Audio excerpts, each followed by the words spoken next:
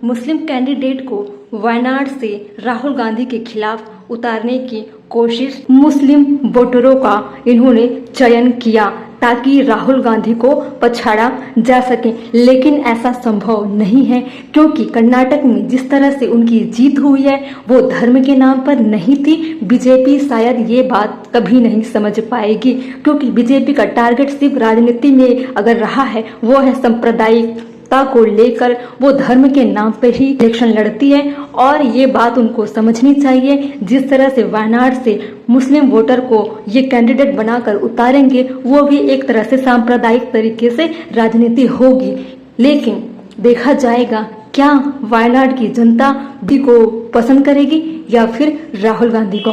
खैर, लोकसभा के अल्पसंख्यक मोर्चा ने आम चुनाव में मुस्लिम वोटरों को लेकर बीजेपी का अल्पसंख्यक मोर्चा काफी एक्टिव दिखाई पड़ता है। अल्पसंख्यक मोर्चा ने 66 लोकसभा सीटों को जिस पर मुस्लिम उम्मीदवार उतारे जा सकते हैं। सूफी सम्मेलन से लेकर महिला सेमिनार का आयोजन भी इन्होंने तय कर दिया है जो कि राहुल गांधी के खिलाफ में होंगे। भाजपा अल्पसंख्यक मोर्चा के राष्ट्रीय अध्यक्ष जमाल सिद्दीकी ने कहा कि 66 लोकसभा क्षेत्रों में टीमों का गठन किया जा चुका है और वो पूरी तरीके से तैयार है राहुल गांधी को हराने के लिए, वायनाड में सीट पे कब्जा करने के लिए। तो क्या बीजेपी का सिर्फ टारगेट है मुस्लिम? क्या वो संप्रदाय के नाम पर ही वोट कलेक्ट करना चाहती है या फिर राहुल गांधी के खिलाफ एक विरोधी पैदा करना चाहते हैं? क्या मुस्लिम में एक तरह से विरोध पैदा करने की कोशिश की जा रही है? पार्टी की तरफ से बहुत सारे ऐसे योजना बनाई जा रही है जिसमें कि मुस्लिमों को प्रभावित किया जा सके, जैसे कि सूफी सम्मेलन हो, महिला सेमिनार हो, बहुत सारी ऐसी चीजें हैं। बीजेपी के हथकंडे, एक गलत मानसिकता, एक प्रोपोगेंडा जो धर्म के नाम पर ही हो रही है। राहुल गांधी को हराने का हर वो मकसद जो सिर्फ राजनीतिकरण ना होकर सिर्फ सांप्रदायिक तरीके से राजनीति की जा रही है, बहुत तुच्छ राजनीति है ये बीजेपी की इस लोकसभा चुनाव को लेकर। कुछ ऐसे भी पक्ष हैं मुस्लिम के, जैसे कि सिद्दीकी ने कहा कि डॉक्टर, इंजीनियर जैसे पेशेवर औपचारिक रूप से पार्टी में शामिल नहीं होना चाहते।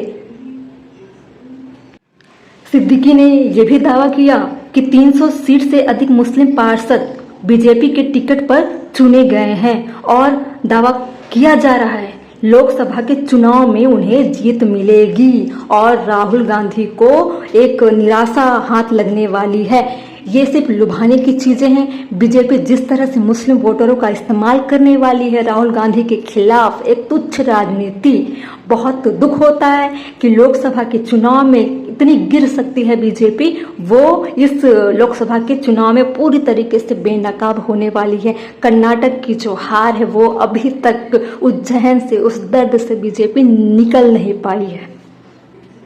बीजेपी ने जिन 66 सीटों को चिन्हित किया है उसमें 13 उत्तर प्रदेश और पश्चिम बंगाल में है और जम्मू कश्मीर में 5, असम में 6, बिहार में 4, मध्य प्रदेश में 3, तेलंगाना हरियाणा में 2, दिल्ली, गोवा, महाराष्ट्र और लक्षद्वीप में 1 सीट शामिल है। पिछले चुनाव में भाजपा ने एक भी कैंडिडेट, एक भी सांसद के बिना 303 लोकसभा जीती थी।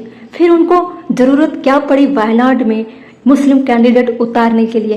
कहीं ना कहीं उन्हें एक आक्रोश है। जिस तरह से लोकप्रियता राहुल गांधी जी की बढ़ी है, कहीं ना कहीं वो दिल में, दिमाग में चुभ रही है क्योंकि बीजेपी चाहती है अगर कोई देश में जीतेगा या कोई भी चुनाव में आगे बढ़ेगा या किसी को भी कुर्सी मिलेगी, वो सिर्फ मिलनी चाहिए बीजेपी को और किसी को भी मिलनी नहीं चाहिए, चाहे वो राहुल गांधी क्यों ना हो।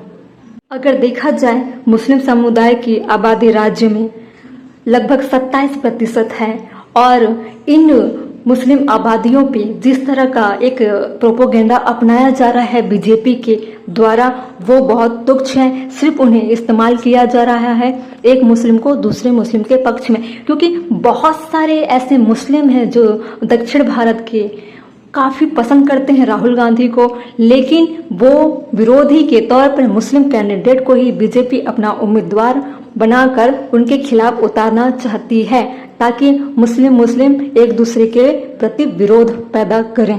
बीजेपी अपने निजी स्वार्थ और अपनी निजी दुश्मनी के कारण राजनीति का इस्तेमाल जिस तरह से मुस्लिम वोटरों को उतार कर करेगी वो काफ़ी दुखदाई है और इनकी जो गंदी राजनीति है कहीं ना कहीं उससे बहुत जो राजनीति का स्तर है वो गिरता है।